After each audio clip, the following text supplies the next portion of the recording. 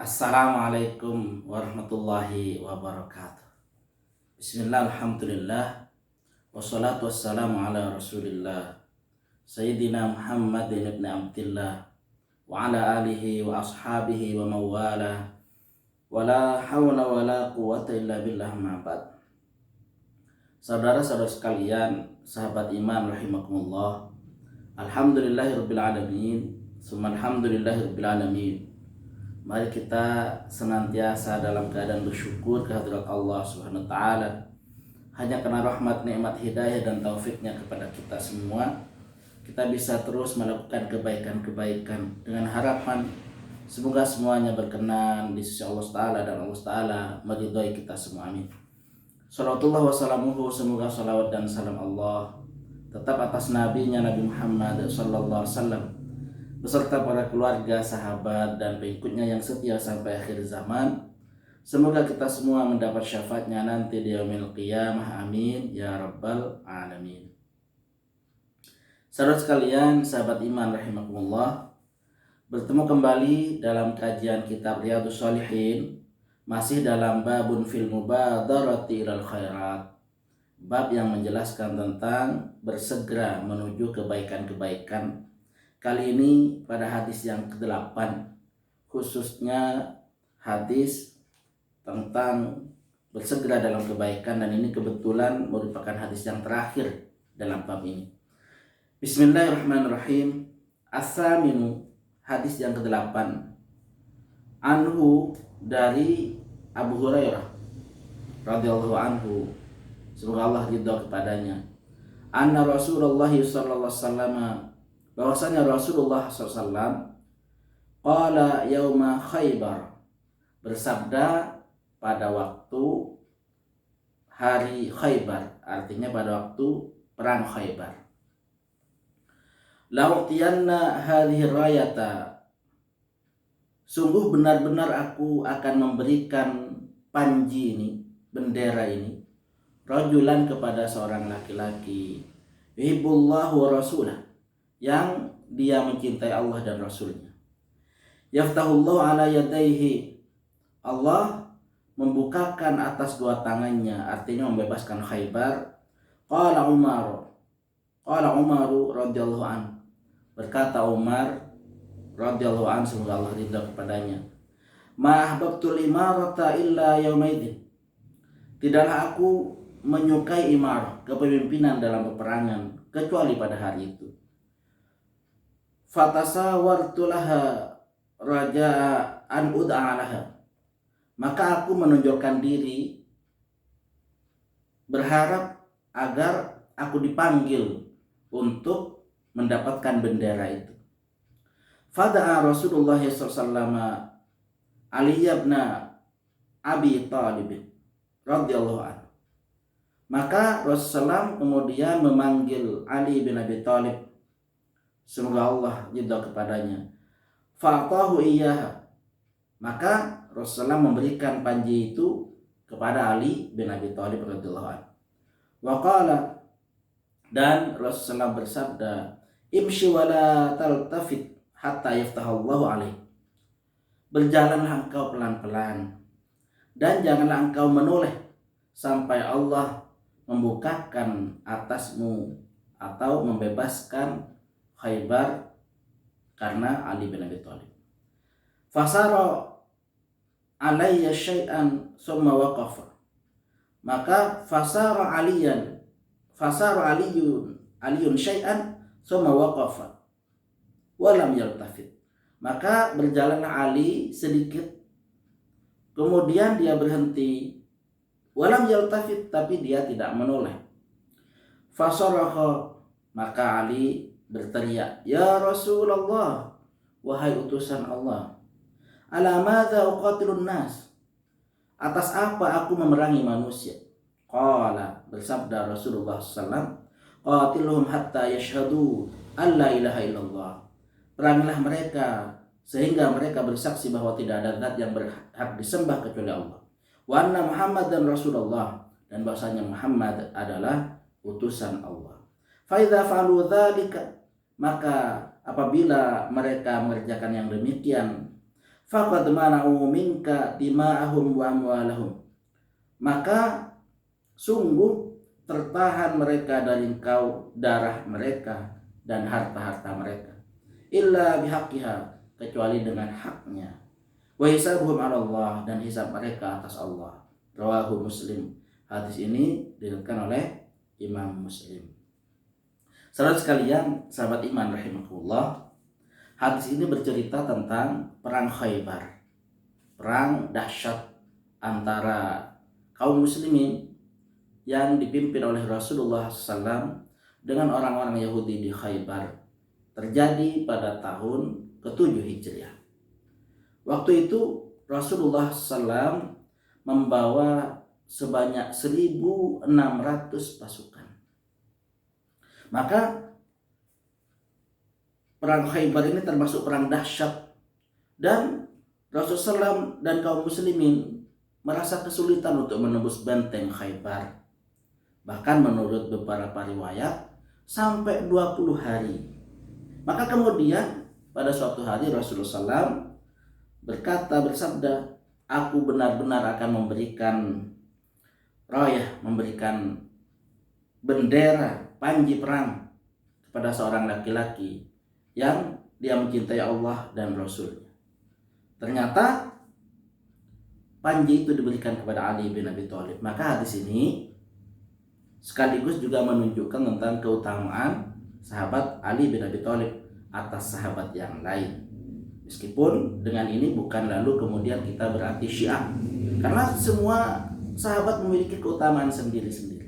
Dan hadis ini menunjukkan keutamaan Ali bin Abi Thalib. Saudara sekalian, sahabat iman rahimakumullah, maka kemudian Ali bin Abi Thalib ini dipesan oleh Rasulullah SAW setelah memberikan panji perang tersebut, berjalanlah engkau, tapi jangan menoleh. Ali bin Abi Thalib lalu berjalan sedikit, sebentar kemudian dia berhenti. Lalu kemudian dia bertanya dengan berteriak, ya Rasulullah, atas dasar apa aku memerangi manusia? Maka Rasulullah SAW menjawab, engkau memerangi mereka sampai mereka bersyahadat, bersaksi bahwasanya tidak ada zat yang berhak disembah kecuali Allah, dan bahwa Nabi Muhammad SAW adalah utusan Allah. Kalau mereka sudah melakukan itu, maka darah mereka dan harta mereka terlindungi. Tapi kemudian illa bihaqqiha, sabda Rasulullah, kecuali atas haknya. Saudara sekalian rahimakumullah, perang Khaybar itu menarik karena Rasulullah SAW sebelumnya ada perjanjian Hudaybiyah dengan kaum kafir Quraisy, di mana waktu itu belum ada Fatu Makkah. Fatu Makkah terjadinya pada tahun ke-9 Hijriah. Maka ini menarik saudara sekalian, karena ternyata semangat untuk berbuat baik itu juga harus dibarengi dengan manajemen yang baik.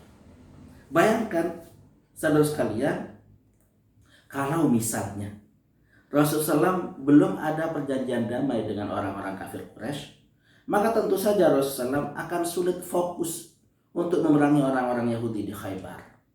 Maka Rasulullah SAW melakukan perjanjian Hudaybiyah dengan orang-orang Quraisy, maka kemudian beliau bisa fokus memerangi orang-orang Yahudi di Khaybar. Maka ini menunjukkan sekali lagi bahwa semangat berbuat baik juga harus dilandasi dengan manajemen yang baik. Bahkan ada perkataan Ali bin Abi Thalib yang sangat terkenal, bahwa al-haqqu bila nidham yughlabul batil binidham. Kebenaran yang tidak dimanage dengan baik akan dikalahkan oleh kebatilan yang dimanage dengan baik. Saudara sekalian rahimakumullah, dalam beberapa riwayat juga dijelaskan bahwa Rasulullah SAW ketika sedang mengepung benteng Khaybar itu, maka lewatlah penggembala kulit hitam yang dia ini adalah orang yang mukanya, wajahnya tidak menyenangkan, artinya wajahnya tidak tampan, wajahnya jelek, dan tubuhnya bau, dan dia adalah orang yang tidak punya apa-apa. Maka Rasulullah mengajaknya untuk masuk Islam, dan kemudian penggembala itu masuk Islam. Saudara sekalian rahimakumullah, maka ini juga menunjukkan kepada kita semua bahwa dakwah itu kita tidak bisa memilih-milih objek dakwah. Sepanjang kita bisa, siapapun, dimanapun, kapanpun, maka kita harus berdakwah, mengajak orang lain untuk menyembah Allah SWT dan juga untuk mengikuti Nabi Muhammad SAW. Saudara sekalian rahimakumullah, kemudian perang dalam Islam ini juga menjadi sesuatu yang sering menjadi perdebatan. Apakah memang dalam Islam ada perang? Ada, tapi tentu saja dengan adab-adab tersendiri, dengan aturan-aturan tersendiri. Sehingga kemudian bisa disimpulkan bahwa dalam Islam ketika hendak memerangi orang kafir, orang musyrik, maka ada 3 pilihan. Dan itulah yang dilakukan oleh Rasulullah SAW. Yang pertama didakwahi dulu. Ketika didakwahi dulu tidak bisa, maka kemudian yang kedua ditawari untuk membayar jizyah, semacam pajak, semacam ketentuan untuk taat sambil membayar kontribusi pajak kepada pemerintah muslim. Yang ketiga, kalau yang kedua ini tidak juga disepakati, maka kemudian pilihan yang terakhir yaitu diperangi.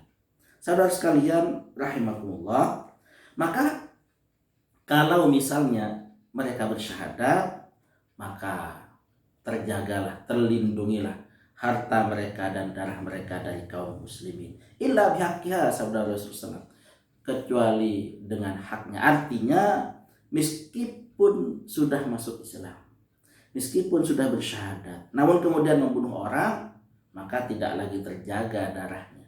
Dia akan dikisos kalau misalnya tidak ada maaf dari keluarganya.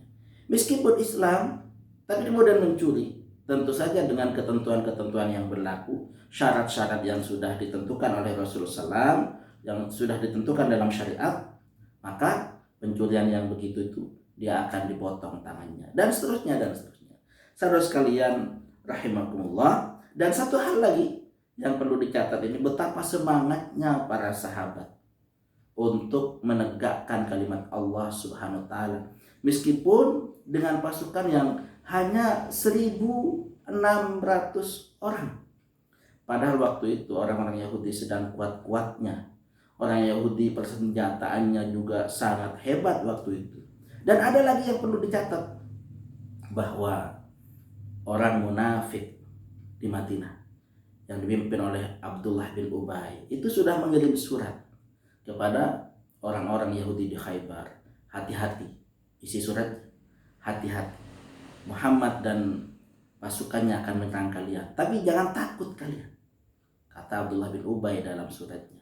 Jangan takut kalian, karena jumlah kalian lebih banyak, mereka sedikit. Karena senjata kalian lebih lengkap, mereka senjatanya tidak selengkap kalian. Maka ketika kita berbuat baik, juga hati-hati dengan adanya orang-orang munafik. Tapi harus dicatat juga bahwa kita dengan zaman Nabi itu berbeda. Di zaman Nabi, orang munafik itu ditunjukkan oleh Allah Ta'ala kepada Nabi. Sedang kita tidak ada petunjuk wahyu sedemikian. Jadi meskipun kita hati-hati, jangan lalu kita menebar prasangka-prasangka buruk.